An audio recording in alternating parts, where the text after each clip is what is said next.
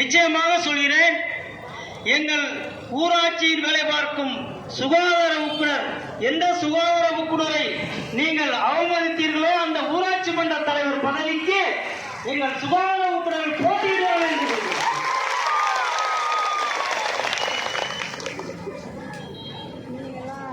நீங்கள் போட்டியிடும் அந்த ஊராட்சிக்கு நானே பிரச்சாரத்துக்கு வருவேன். ஒரு மன்னன், அந்த ஒரு மன்னன் வந்து தன்னுடைய தளபதிகள்கிட்ட ஒரே ஒரு கேள்வி கேட்டார்.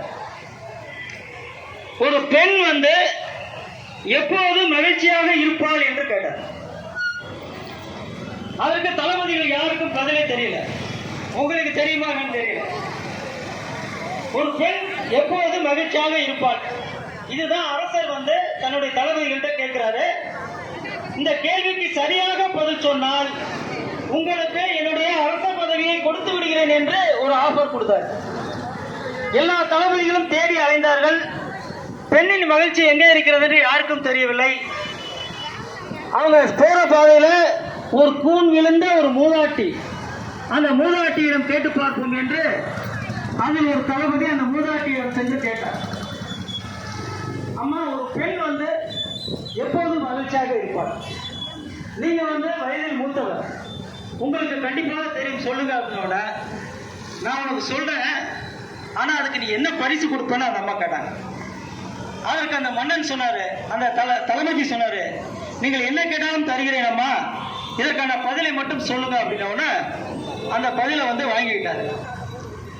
பதிலை வாங்கிக்கிட்டு அந்த அம்மாவையும் கூப்பிட்டுக்கிட்டு நேர அரசர்கிட்ட போயிட்டு அந்த அரசர்கிட்ட சொல்றாரு, ஒரு பெண் எப்பொழுதும் மகிழ்ச்சியாக இருப்பாள் என்பதற்கு எங்களுக்கு விடை கிடைச்சிருச்சு, இந்த மூதாட்டி மூலமாக நான் தெரிஞ்சுக்கிட்டேன் அப்படின்ட்டு.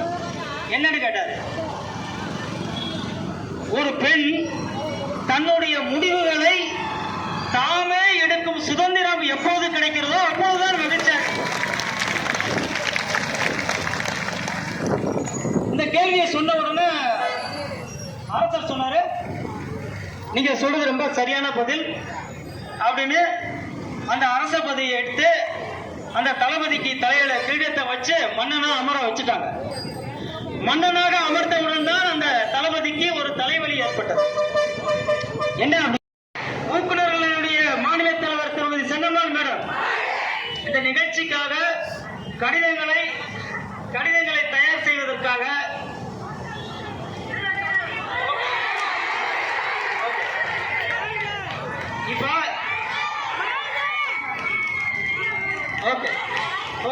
இப்ப நம்ம வந்த நோக்கம் இன்னும் தேர்தல் அறிவிப்புக்கு சில நாட்களே உள்ள நிலையில நமக்கான ஊதிய உயர்வை வழங்க வேண்டும், மக்கள் நல பணியாளர்களுக்கு வழங்கிய ஆணையை ரத்து செய்ய வேண்டும், நமக்கான திடக்கழிவு மேலாண்மை திட்ட பணிகள் மற்றும் எஸ்பிஎம் திட்டத்தினுடைய அந்த நீங்க யூஸ் பண்ற 7 அல்லது 8 ஆப்புகள் அந்த செயலிகளை கையெழுத்திடும் அதிகாரம் சுகாதார உறுப்பினருக்கே வழங்கப்பட வேண்டும்.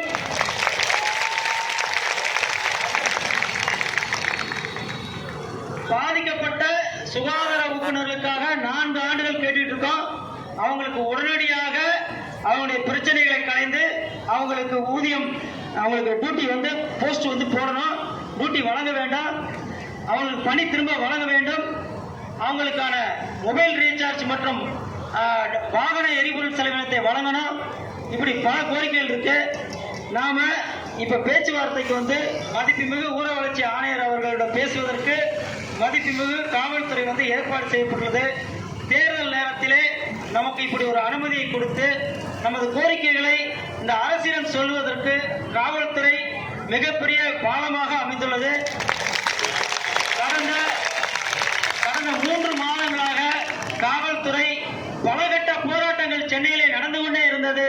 செவிலியர் போராட்டம் முதல் தூய்மை பணியாளர் போராட்டம் வரை அத்தனை போராட்டங்களுக்கும் தங்களுடைய சுக துக்கங்களை மறந்து இந்த போராட்டங்களுக்கு பின்னாலே சென்று பல பிரச்சனை ஒரு ஓய்வில்லாமல் உழைத்த காவல்துறைக்கு மிகப்பெரிய நன்றியை காணிக்கிறேன். இப்போ பேச்சுவார்த்தை கூப்பிட்டுருக்காங்க. நாங்க பேச்சுவார்த்தைக்கு 7 பேர் போயிட்டு வர வரைக்கும் யாரும் எங்கும் கிடையாதீங்க. பேச்சுவார்த்தையில் உடன்பாடு ஏற்படாவிட்டால் என்ன முடிவுன்னு இருக்கும். அது வரைக்கும் எல்லா மாவட்டங்களும் பேசிக்கிட்டே இருக்கு. அரியலூர் மாவட்டம் எல்லாம்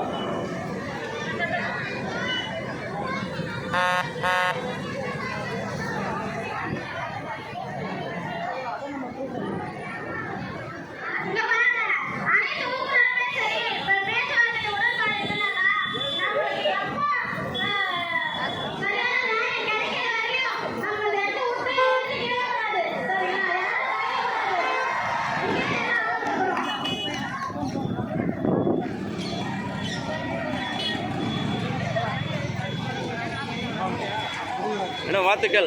இதுவரைக்கும் வெற்றி பெறதுக்கு வாழ்த்துக்கள். நன்றி சார்.